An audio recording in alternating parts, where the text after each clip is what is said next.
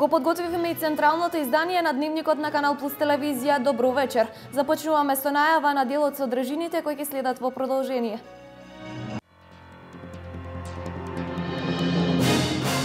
Владата и рударите се оптимисти дека рудниците Злетово и Тораница наскоро ќе се рестартираат. На 16 март на јавна аукција ќе се бира најдобриот понудувач за концесија на овие два рудника. Општина Делчево со бесплатно периодично собирање и одложување на габаритниот отпад од домакинствата ќе стави крај на дивите депонии.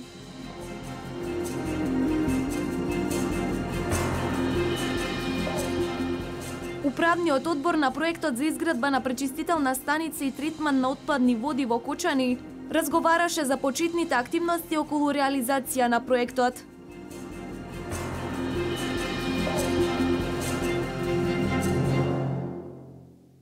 Владата распиша постапка за концесија на која ќе се избере нов концесионер за рудниците Злетово и Тораница. Инвеститорот треба да предложи сериозен бизнис план за рестартирање, инвестиции и развој на рудниците. На 16 март ќе се одржи јавна аукција за избор на компанијата која ќе ги добие концесиите врз минералните суровини на овие рудници.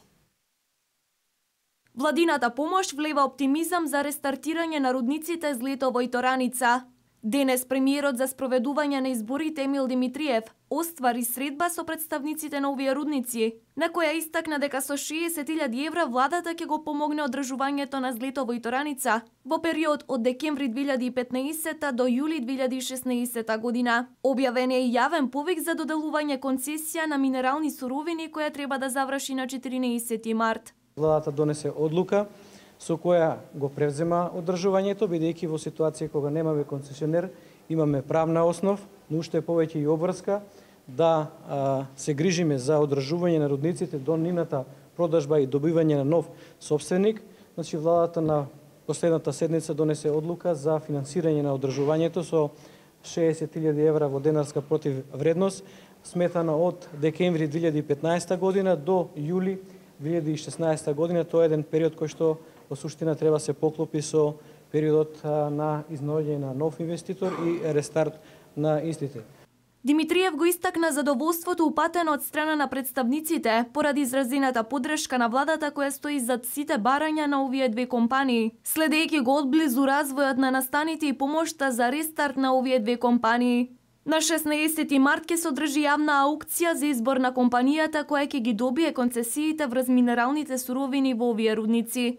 На овој состанок бевме информирани од страна на владата за постапките кои што се во тек. Од една страна, владата ја распише концесијата за експлоатација на минерални суровини, која што на 16 март ќе биде електронската аукција, односно јавното надавање, кој да ја добие концесијата, а паралелно со тој процес во стечајната постапка се води процес за ликвидација, што значи дека ќе биде продаван и имотот на двата рудника. Се надеваме дека ќе има заинтересирани кои што ќе се пријават, ќе ја добијат концесијата и ќе ги откупат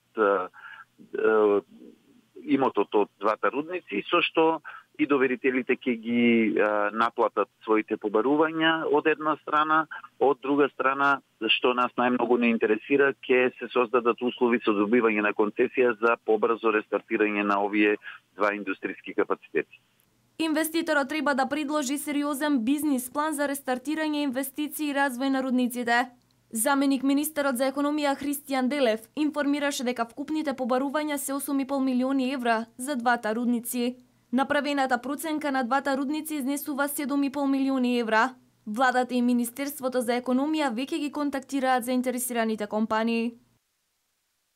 7 нови мерки за подобрување на животот и стандардот на младите денес промовираше председателот на ВМРО ДПМН Никола Груевски, со што за 2 месеци се представени вкупно 34 мерки. Социјалниот статус не смее да биде пречка за стекнување на високо образование, потенцираше Груевски. Затоа една од мерките е за 50% намалување на партиципацијата за студентите од самохрани и еднородителски семејства. Во академската 2017-2018 и сите студенти работници од семејства со приход не поголем од просечната нето плата, кои ќе се запишат за прв пат на факултетите за технички науки, ќе влезат во државна квота и ќе плаќаат 200 евра наместо 400 евра годишно. Предвидено е во 2018 година да биде отворена специјална национална математичка гимназија.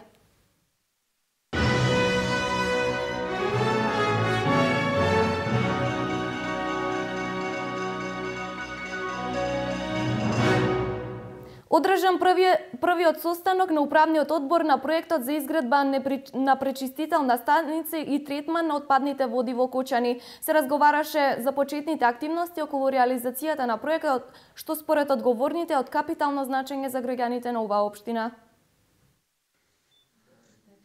До крајот на 2018 година Кочани треба да добие пречистителна станица за отпадни води. Денеска се одржа првиот состанок на управниот одбор на проектот за изградба на пречистителна станица и третман на отпадни води во Кочани. И по плодниот и квалитетен разговор на градоначалникот Радко Димитровски со представниците од Швајцарската амбасада и Министерството за животна средина, оценето е дека може да започнат активностите околу негова реализација.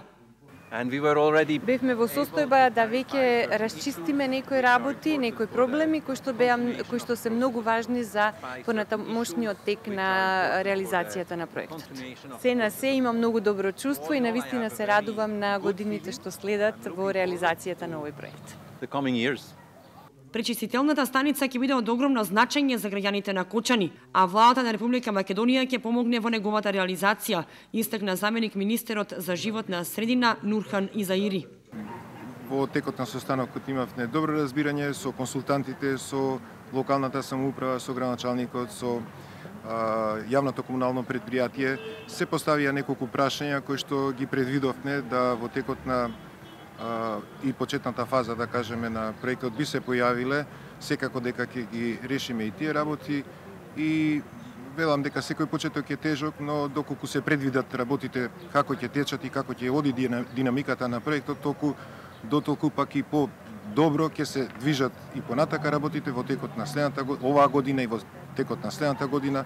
Аспектите беа и од финансиска проблематика, и од техничка, и од набавна, да кажеме, и од работна.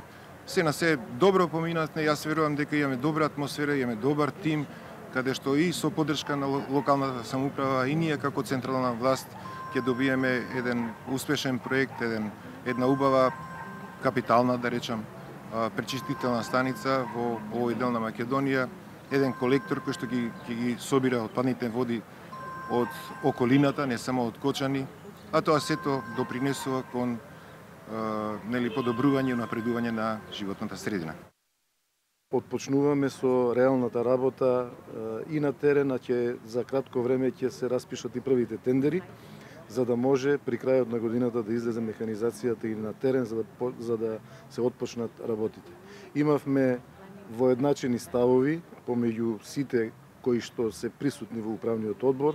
Имаше презентација од страна на консултантот и донаторот, представниците на Швајцарската амбасада и представниците од Министерството за животна средина и просторно планирање и ние како локална самоуправа најдовме еден заеднички јазик како да се продолжи понатаму. Очекуваме дека роковите кои што се зададени во проектот дека ќе бидат испочитувани и дека крајот на 2018 година овој капитален проект за граѓаните на општината Кочани ќе биде ставен во функција. Финансиер на проектот е швајцарската влада која обезбедува 21 милион швајцарски франци, а 2 милиони евра се од владата на Република Македонија. Заврши откупот на овогодинешниот род на тутунот. Постигната откупна цена над 180 денари. Тутунарите планираат годинава да ги зголемат површините со оваа култура. Од тутунарските здруженија апелираат тутунарите навреме да ги пријават своите површини и да склучат договори со откупните компании. Заврши откупот на тутунот од ланската реколта. Последните количества со тутун беа прифатени на откупниот пункт во Карбинци, каде што во изминатите 2 месеци доаѓаат тутунари од Плачковичкиот регион. Што да се каже после завршувањето на оваа активност во која се мереше и проценуваше трудот на тутунарите? Откупната кампања започна со мала загриженост кај тутунарите кои сметаат дека ќе се повтори ланската година кога тутунот се откупуваше по многу ниски цени. но неизвестноста траеше само неколку дена, откако беа исплатени првите тутунари. За кратко време се постигна просечна откупна цена од 180 па и повеќе денари, за што говори и повереникот на тутунарите Иван Барбашки. Ова година имавме добар резултати и од порано, од почетокот, малку се предумислуваа тутунарите и потоа видеа цени дека добро идат и почна нормално да се одвива откупо и откупо заврши до петокот. Ние имавме негде просечна цена на тутунот околе 185 денара по килограм и купивме негде околе 95 тона. Но дали сето ова ќе влијае на враќање на мотивот за зголемување на површините? Па ја мислам према оваа година што е просекот на тутунот, рачунаме дека повеќе ќе се зголеми. Да, ќе се зголеми и тоа веројатно и младите има потик да работат тутун затоа што е добра цената.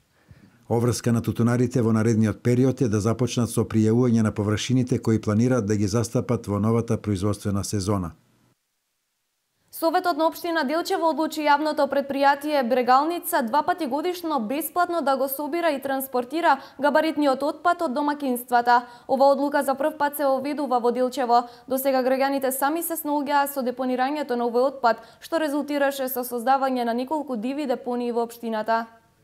Граѓаните на општина Делчево добија можност бесплатно да се ослободат од габаритниот отпад од своите домови. Советот на општина Делчево на вчерашната 35-та седница донесе одлука за собирање и транспортирање на габаритниот отпад од домакинствата и тоа бесплатно 2 пати годишно. Оваа услуга ќе ја врши јавното предпријатие Брегалница во првата недела од месец мај и првата недела од месец октомври. За оние граѓани кои сакаат да се ослободат од отпад кој го имаат дома, а не е комунален цврст отпад, не е инертен отпад, односно градежен шут, туку е отпад кој е класифициран како габаритен отпад, а е сепак отпад од домаќинствата, да речеме, граѓанино треба да се ослободи од душек стар, од стара кабаста, голема облека, да речеме капоти, мантили, чизми, маси, столови и слично, односно прибори од домаќинствата, но не и градежен шут. Доволно 2 пати во годината ќе ги информираме граѓаните да го оставаат тоа пред своите дворни места, да поминат во тие 5 дена комуналните работници со трактор да го земат и да го депонираат таму каде што му е местото. Без да плаќаат граѓаните. Комуналното предпријатие го прифаќа тоа. Инаку оваа одлука за прв пат се донесува и ќе се спроведува во Делчево. До сега граѓаните сами се снаоѓаа со транспортирањето и складирањето на габаритниот отпад, затоа и се создаваа диви депонии. До сега граѓаните тоа се снаоѓаат на некој начин, се замолуваа на јавното предпријатие да го тоа земе кога минува тракторот, бидејќи тоа не може да се собере во специјалните возила, односно ѓубрарките, така кажано кај нас. Некои им ги зима, некојаш им го остава, па се сноѓаат да ги фрлат, најчесто да вршуваат на ралова чука, кај Попов или било што. Инаку Советот на општина Делчево на 35-та седница на дневен ред на разгледување имаше 22 точки, меѓу кои усвојување на предлог програмата за работа на Советот на општина Делчево за 2016 година, кварталниот извештај за извршување на буџетот на општина Делчево за 2016 година со заклучок за усвојување, како и предлог одлука за краткорочно домашно задолжување на општината. Меѓу другото, донесени беа и пологодишните извештаи за работата на постигнатите резултати на Основното училиште Ванчо Прке, Основното училиште Свети Климент Охридски и Средното општинско училиште Методи Митевски Брицо. Како последни, но и не помалку важни, беа донесени одлуките за реализација на проектите за реконструкција на улиците Маршал Тито, Питу Гули и Светозар Марковиќ во Делчево.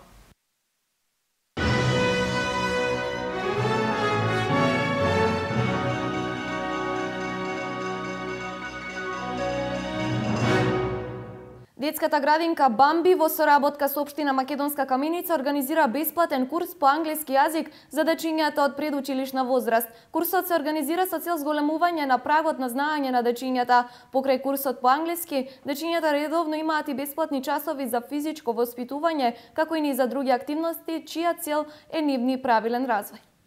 Истражувањата покажуваат дека инвестирањето во предучилишното образование и воспитување е најисплатлива инвестиција која потоа повеќекратно се враќа за развојот на едно општество.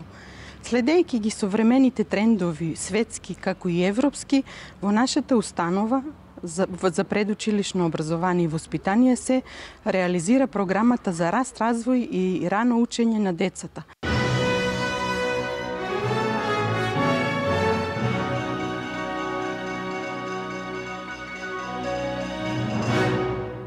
Пушењето зема замав во се поголеми размери кај младата популација. Секторот за внатрешни работи Штип почна со реализација на проектот за превенција од никотиноманија во сите основни и средни училишта во Штип. Познато е дека цигарите и никотинот се штетни за човековото здравје, но и покрај тоа луѓето се подложни на овој порок. Превенција од никотиноманија е насловен проектот кој ќе се реализира во сите основни и средни училишта на подрачјето на општина Штип. Одсекот за превенција при сектор за внатрешни работи Штип, анализирајќи ги податоците околу употребата на цигарите од страна на младите кои се почесто на мала возраст започнуваат со употреба на цигарите, одлучивме да направиме проект превенција од никотиноманија, каде што ќе ги едуцираме учениците од штетните последици од употребата на цигарите. Целта на овој проект е да се намали застапеноста на пушењето цигари кај младата популација, што во последно време зема се поголем зафат. Ќе се реализира со предавања со кои што ние ќе подигнеме свеста на нашите соврсници, всушност да не ги конзумираат цигарите затоа што тоа е навистина штетно.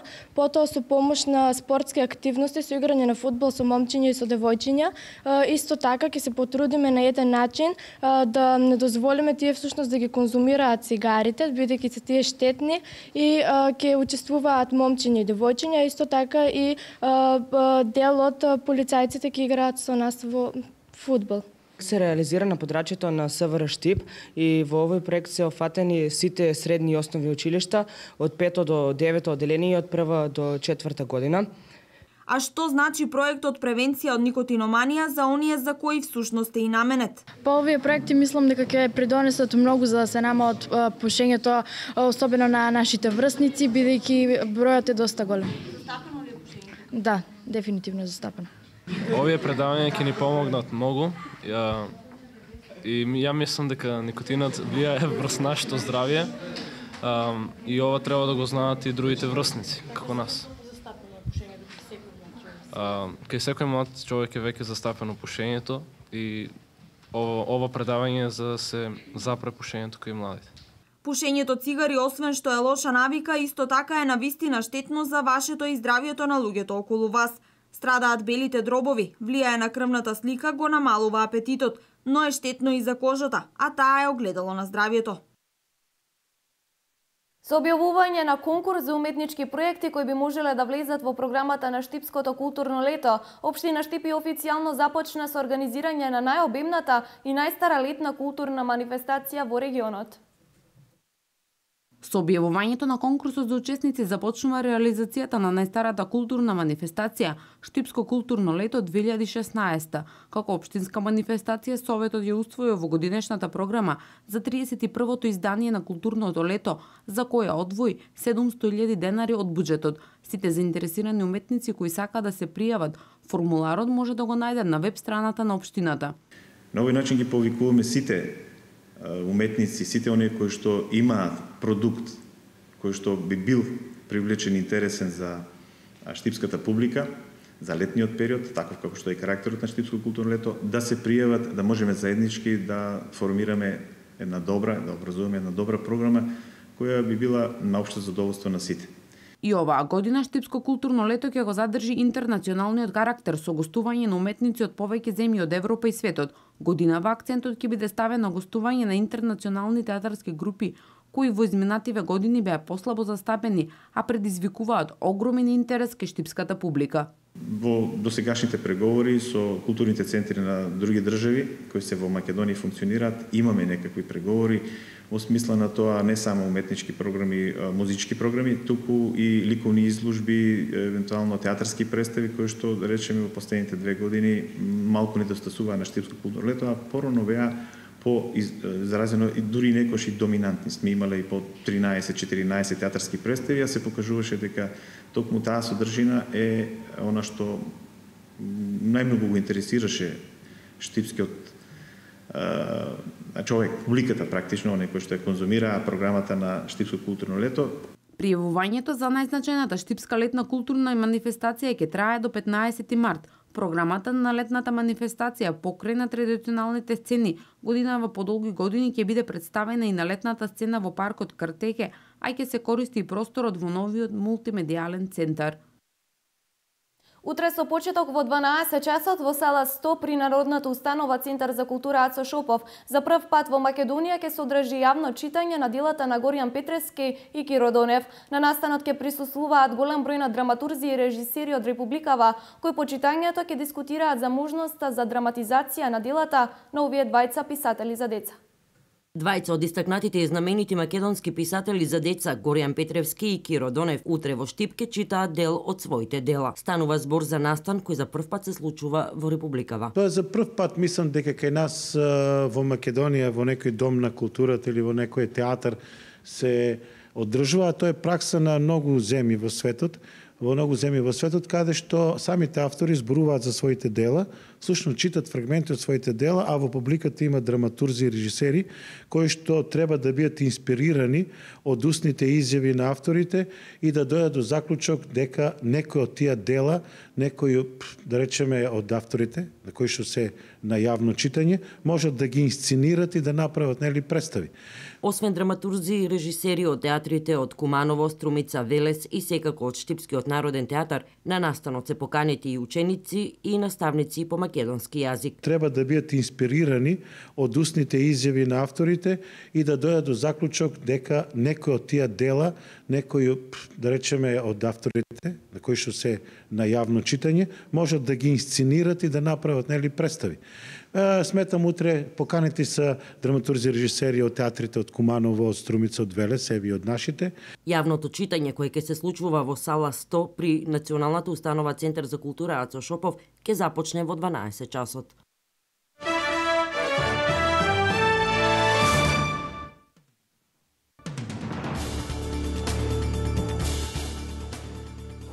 Турската војска потврди дека автобус со припадници на армијата бил цел на терористичкиот напад што вчера се случи во Анкара, при што загинаа најмалку 28 луѓе, додека повеќе од 60 се повредени.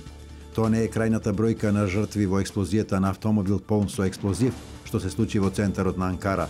Нападот се случи во непосредна близина на турскиот парламент, седиштето на генералштабот на армијата и командниот центар на војската. Борци на терористичката група Исламска држава синоќа соборија хеликоптер Бел на ирачката армија западно од Багдад, соопштија локални власти. Двајца пилоти загинаа при нападот што се случи во близина на градот Амирија, на 20 километри од Фалуџа, кој е под контрола на џихадистите. Председателот на Косовскиот парламент Кадри Весели ги демантираше информациите пласирани во домашните медиуми дека новиот шеф на државата ќе се избира во петок 19 февруари. Од Брисел, каде се наоѓа во официјална посета, тој за радио телевизија Косово изјави дека обврска на власти и опозицијата е со нивното донесување да докажат дека работат за својата земја. Имаме свикано седница за петок која директно е поврзана со визната либерализација. Европската комисија очекува од парламентот на Косово да донесе закон кој е услов за визите, изјави Весели.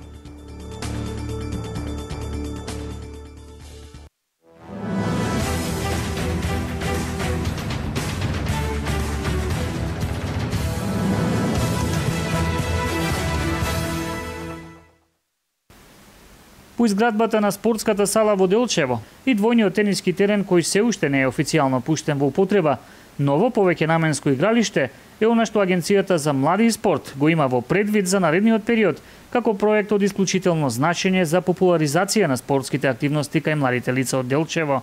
Верувам дека сите добро ги знаете проектите кои што ги реализира Агенцијата за млади и спорт и другите ресорни институции, особено во делот на спортската инфраструктура. Тука се проектот за 100 повеќе наменски спортски игралишта, за 35 спортски сали преку Агенцијата за млади и спорт, како и 145 училишни спортски сали преку Министерството за образование и наука, проектот за изградба на 120 тениски терени и така натаму. Тоа се проекти од кои што бенефит видоа скоро сите општини во Република Македонија. Бенефит види и општината Делчево, каде што го изградивме двојниот тениски терен, но тука нема да застанеме, бидејќи ние во програмата досегашна за работа на Агенцијата за млади и спорт и на владата на Република Македонија имавме предвидено изградба и на повеќе наменско игралиште кои што во следниот период ќе го изградиме, секако заедно со општината.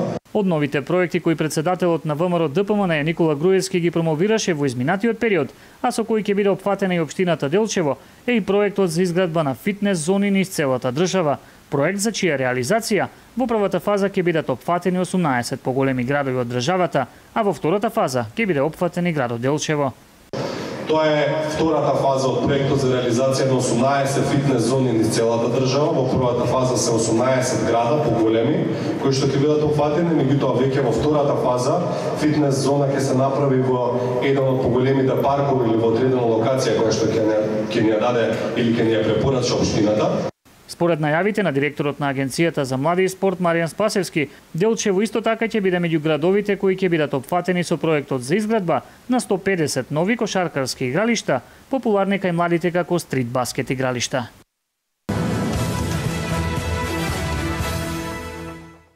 Женскиот кошаркарски клуб Клубскиот Делчево ќе биде учесник на завршниот турнир од Кошаркарскиот куп на Македонија, чиј домакин од петок до недела е градот Гевгелија. Недобрите 4 екипи во женска кошарка ќе атакуваат на трофеот во националниот куп, а во полуфиналето женскиот прволигаш Клубски ќе се сретне против бранителот на трофеот Бадел 1862. Тренерот на екипата од Делчево, Љупчо Петровски, во изјавата дадена на отварањето на настанот, смета дека победникот од оваа пресметка ќе биде воедно и освојувач на купот. Играме со освојувач на купот Бадел. Нашиот дуел ќе биде финале пред финалето. Очекувам победа и освојување на пехарот, истакна Петровски. Инаку 24-тото издание од Купот на Македонија стартува во петок од 13 часот. Во сабота се играат полуфиналните средби, додека женското финале е во недела од 15:30.